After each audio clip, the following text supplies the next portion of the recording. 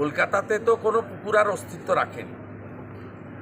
কলকাতাতে তৃণমূলের কর্পোরেশন 5,000 বড় পুকুর বুঝিয়েছে। এই যে শীতকালে ডিসেম্বর মাসে আজকে দাঁড়িয়ে আছেন, শীত লাগছে, গরম লাগছে, এর জন্য তো তৃণমূল সব পুকুর বন্ধ করে গাছ পর্যন্ত লোপাট করে দিলে। আপনার যা হওয়া তাই হচ্ছে, প্রকৃতি মা তার খেলা খেলছেন। কলকাতাতে 5,000 পুকুর 10 বছরে ভরাট করে দিয়েছে তোলামূলের চোরেরা।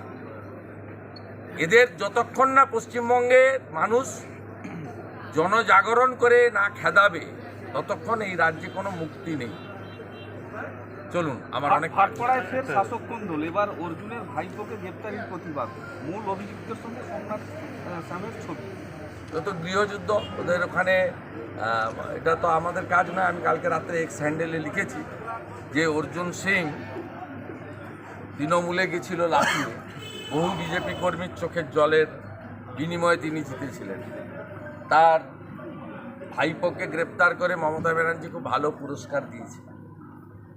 তা আমাদের কিচ্ছু করতে হবে না, তৃণমূলই লোকসভা নির্বাচন যা করার করে দিন। দাদা, উত্তরবঙ্গে সফরে গিয়ে জমির পাট্টা বিলির কথা ঘোষণা করেছেন, উত্তরবঙ্গে সফরে গিয়ে মুখ্যমন্ত্রী, অথচ ভূমিহারা যারা রয়েছে বঞ্চনার প্রতারণার বিরুদ্ধে তারা শিয়ালদাতে তারা আজকে মিছিল করছেন, প্রতিবাদ মিছিল। পাট্টা দিতে পারে না, চা বাগানের জমি খতিয়ান 2 আর 3 আছে। যতক্ষণ খতিয়ান 1 না যাচ্ছে, ঘাস হচ্ছে, ততক্ষণ পাট্টা দেওয়া যায় না। এই মুখ্যমন্ত্রী ওখানে একটা চথা ধরিয়েছেন যার কোনো দাগ নম্বর নেই, খতিয়ান নেই, এবং 1 নম্বর তফসিলে খতিয়ানে না জানলে কি করবেন? এত বড় অশিক্ষিত মুখ্যমন্ত্রী কোনোদিন হয় না। যে বলে 1500 কেজি ওজনের বাচ্চা জন্মগ্রহণ করে, তার দ্য সহজ পাঠ, সহজ কথা, সঠিক তথ্য।